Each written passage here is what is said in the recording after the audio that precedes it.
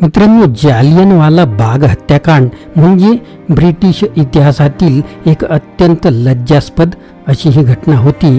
तर मित्रांनो, आपण जालियनवाला बाग हत्याकांडाबद्दल सविस्तर माहिती ऐकली असेल नसेल, परंतु या व्हिडिओमध्ये आपण इत्थंभूत माहिती या घटनेबाबत पाहणार आहोत की या घटनेत नेमकं काय काय झालं होतं आणि याचे जे परिणाम आहेत ते नंतर काय काय झाले। तर मित्रांनो, आपण जर चॅनलवर नवीन असाल तर चॅनलला सबस्क्राइब करायला विसरू नका।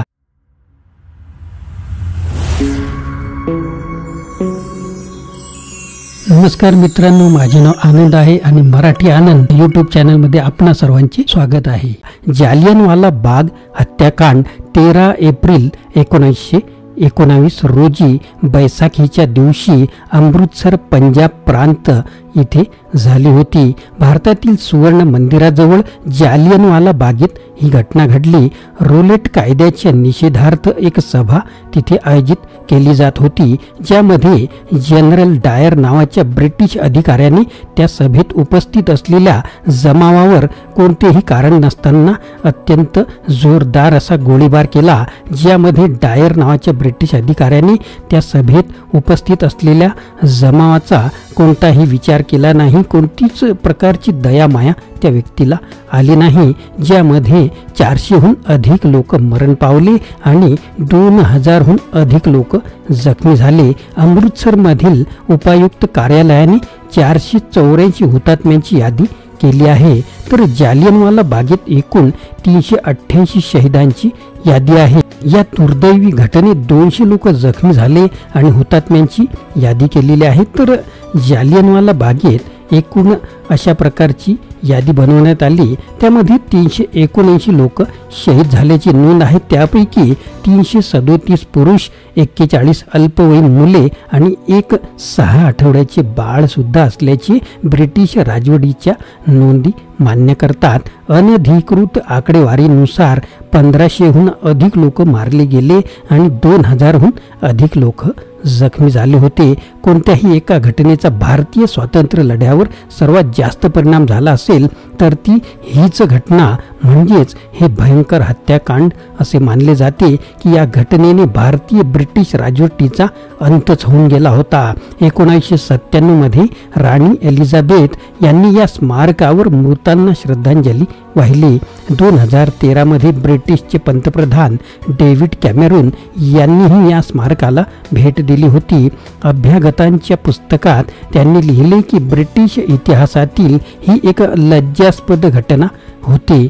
नेमकी काय घटना होती, काय काय झालं, हा ऐतिहासिक दिवस नेमका कशा प्रकारे घडला ते आता पाहूया। 13 एप्रिल 1919 हा बैसाखीचा दिवस होता। संपूर्ण भारतात बैसाखी हा एक प्रमुख सण असला तरी सुद्धा विशेषतः पंजाब आणि हरियाणातील शेतकरी हिवाळी रब्बी पिकं कापल्यानंतर नवीन वर्ष साजरे करतात। या दिवशी 13 एप्रिल 1699 10वे आणि शेवटचे गुरु गोविंद सिंग यांनी खालसा पंथाची स्थापना केली। म्हणूनच बैसाखी हा पंजाब आणि आसपासच्या राज्याचा सर्वात मोठा सण आहे आणि शीख लोक तो सामूहिक वाढदिवस म्हणून साजरा करतात। त्या दिवशी अमृतसरमध्ये शेकडो वर्षापासून एक जत्रा भरत होती, ज्यामध्ये 500 मीटर अंतरावर असलेल्या श्री हरमिंदर साहिब गुरुद्वारामध्ये गुरुजींचे दर्शन घेण्यासाठी आणि बैसाखीचा उत्सव साजरा करण्यासाठी हजारो लोक दूर दूरवरून अमृतसरला पोहोचले होते। गुरुद्वारापासून दूर जालियनवाला बाग पाहण्यासाठी अनेक छोटे छोटे मुलं, महिला, वृद्ध लोक जमलेले होते आणि मोठ्या आनंदात बैसाखीचा सण साजरा करत होते। परंतु ब्रिटिशांचा हेतू काहीतरी या दिवशी वेगळाच होता।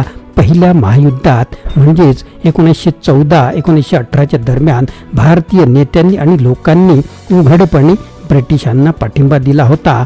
1.3 दशलक्ष भारतीय सैनिक आणि नौकर ब्रिटिशांनी युरोप, आफ्रिका आणि मध्य पूर्वमध्ये तैनात केलेले होते।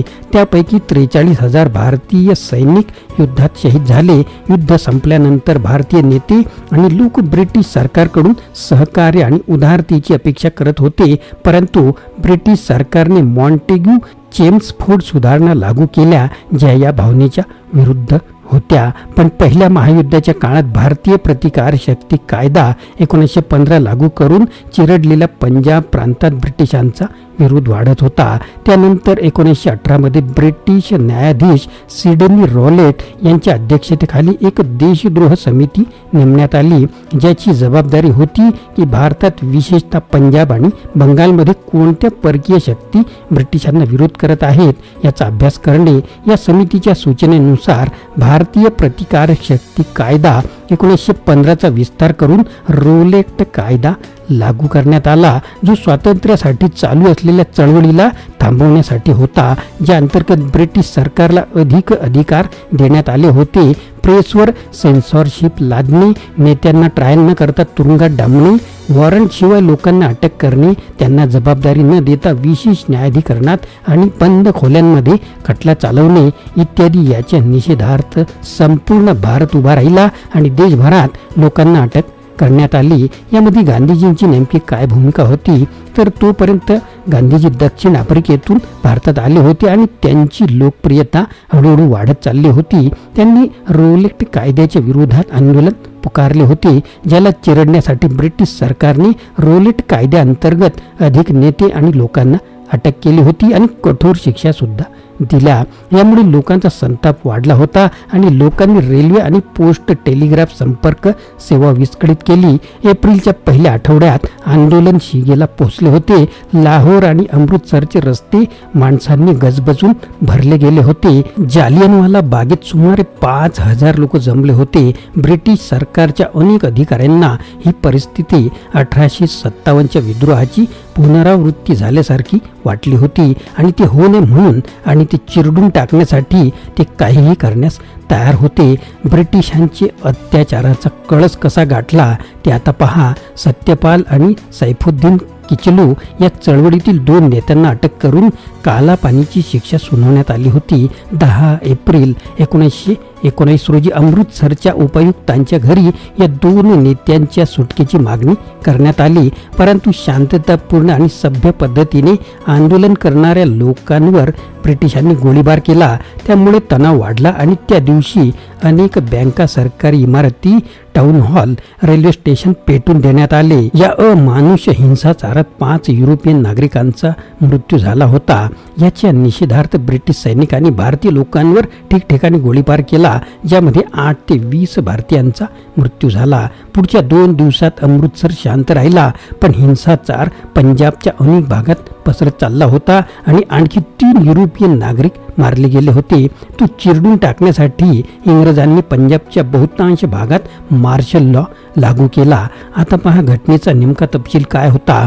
बैसाखीच्या दिवशी 13 एप्रिल 1919 रोजी अमृतसरच्या जालियनवाला बागेमध्ये एक सभा झाली, ज्यामध्ये काही नेते भाषण करणारच होते. शहरात कर्फ्यू लावण्यात आला होता, तरीही जत्रा पाहण्यासाठी आणि बैसाखी निमित्त शहरात भेट देण्यासाठी कुटुंबासह आलेले शेकडो लोक सभेची बातमी समजताच तिथे पोहोचले होते. बागेत पडलेल्या दगडांच्या ढिगाऱ्यावर उभे राहून नेता भाषण देत असतानाच ब्रिगेडियर जनरल रेजिनाल्ड डायर 90 ब्रिटिश सैनिकांसह तिथे पोहोचले. या सर्वांच्या हातात लोडेड रायफल होत्या. नेत्यांनी सैनिकांना पाहताच तिथे उपस्थित लोकांना शांत बसण्यास सांगितले आणि नंतर झाला अमानुष असा गोळीबार. सैनिकांनी बागेला वेढा घातला आणि कोणताही इशारा न देता निशस्त्र लोकांवर गोळीबार सुरू केला. 10 मिनिटात एकूण 1650 राऊंड फायर करण्यात आले. त्यावेळी जालियनवाला बाग हे घराच्या मागे रिकामे मैदान होते. तिथे पोहोचण्यासाठी किंवा बाहेर पडण्यासाठी फक्त अरुंद वाट होती आणि आजूबाजूला घरे होती. पळून जाण्याचा मार्गही नव्हता. काहींनी जीव वाचवण्यासाठी मैदानातील एकमेव विहिरीत उड्या घेतल्या, पण काही वेळातच ती विहीरही मृतदेहांनी गच्च भरली. जालियनवाला बाग ही एकेकाळी जलाली नावाच्या माणसाची मालमत्ता होती. पुढे काय अपघात झाले ते पहा. बागेतील फलकावर एकट्या विहिरीत 120 मृतदेह सापडल्याचे लिहिले गेले आहे. शहरात संचारबंदी असल्याने जखमींना उपचारासाठी कुठेही नेणे शक्य झाले नाही. तेथील लोक वेदनाने मरण पावले. अमृतसर उपायुक्त कार्यालयात 484 शहीदांची नोंद आहे अशी यादी आहे. तर जालियनवाला बागेत एकूण 388 शहीदांची यादी आहे. या घटनेत 200 लोक जखमी झाले आणि 379 लोक शहीद झाले.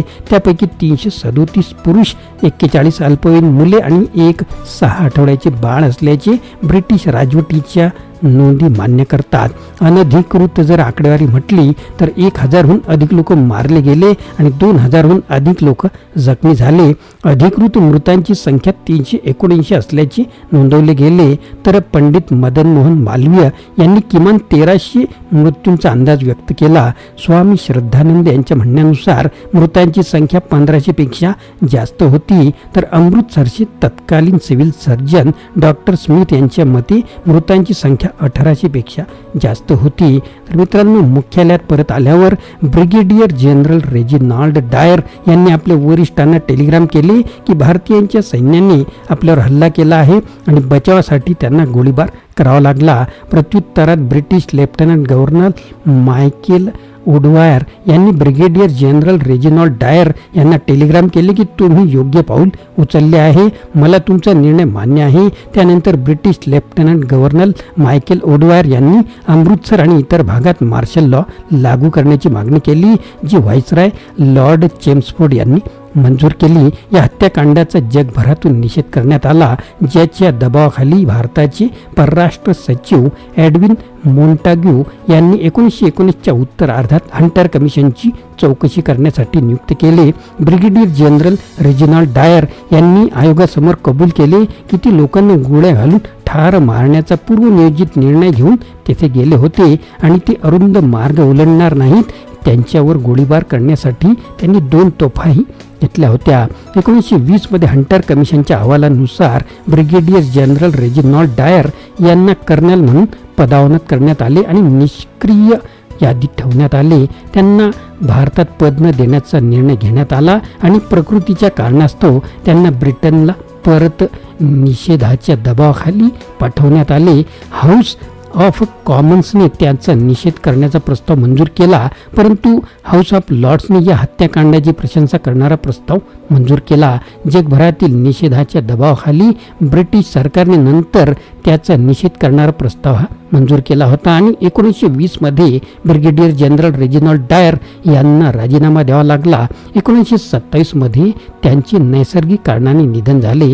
उधम सिंग हे शहर आधी नैनीताल जिल्ह्यात होते, परंतु ऑक्टोबर 1995 मध्ये तो वेगळा जिल्हा करण्यात आला. या जिल्ह्याचे नाव स्वर्गीय उधम सिंग यांच्या नावावरून ठेवण्यात आले. उधम सिंग हे स्वातंत्र्य सैनिक होते. या हत्याकांडाची चौकशी करण्यासाठी मदन मोहन मालवीय यांच्या अध्यक्षतेखाली समिती नेमली गेली होती. या हत्याकांडाच्या निषेधार्थ गुरुदेव रवींद्रनाथ टागोर यांनी त्यांचा नाईटहूड परत केला. एवढ्या भीषण घटनेनंतरही लोकांचे स्वातंत्र्यासाठी धैर्य खचले नाही. उलट सत्य हे आहे की या घटनेनंतर लोकांमध्ये स्वातंत्र्य मिळवण्याची इच्छा अधिकच प्रबळ होऊ लागली. या काळात दळणवळणाची आणि परस्पर संवादाची साधने कल्पनाही करता येणार नसली तरी ही बातमी देशभरात वणव्यासारखी पसरली. केवळ पंजाबच्याच नव्हे तर संपूर्ण देशाच्या प्रत्येक मुलाच्या मनात स्वातंत्र्याची इच्छा निर्माण होऊ लागली. त्या काळातील हजारो भारतीयांनी जालियनवाला बागेची माती कपाळाला लावून देश स्वातंत्र्य करण्याचा दृढ संकल्प केला. तोपर्यंत पंजाब मुख्य भागापासून काहीसा वेगळा होता, परंतु या घटनेमुळे पंजाब पूर्णपणे भारतीय स्वातंत्र्य चळवळीत सामील झाला. परिणामी गांधींनी 1920 मध्ये असहकार चळवळ सुरू केली. जालियनवाला बागेत ही हत्याकांड घडत असताना उधम सिंग तेथे उपस्थित होते आणि त्यांनाही गोळ्या घालण्यात आल्या. त्याने ठरवले की तो बदला घेईल. 13 मार्च 1940 रोजी त्याने कॅक्स्टन हॉल लंडन येथे घटनेच्या वेळी British lieutenant governor Michael Edward यांची गोळ्या घालून हत्या केली. उधम सिंग यांना 31 जुलै 1940 रोजी फाशी देण्यात आली. गांधी आणि जवाहरलाल नेहरू यांनी उधम सिंगाच्या त्या हत्येचा निषेध केला होता. या हत्याकांडाचा तत्कालीन 12 वर्षीय भगत सिंग यांच्या विचारसरणीवर खोलवर परिणाम झाला. भगत सिंग यांना याची माहिती मिळताच ते त्यांच्या शाळेपासून 12 मैल चालत जालियनवाला बागेत पोहोचले होते. तर मित्रांनो, अशी ही ब्रिटिशकालीन इतिहासातील अत्यंत निर्दयपणे घडवून आणलेली ही घटना. या घटनेबद्दलची माहिती आपणास कशी वाटली नेमकी आपण आपल्या कमेंट बॉक्समध्ये कळू शकता आणि नवीन असाल तर चॅनलला सबस्क्राईब करायला विसरू नका. मित्रांनो, आपल्याला व्हिडिओ आवडल्यास लाईक करा, शेअर करा, सबस्क्राईब करा.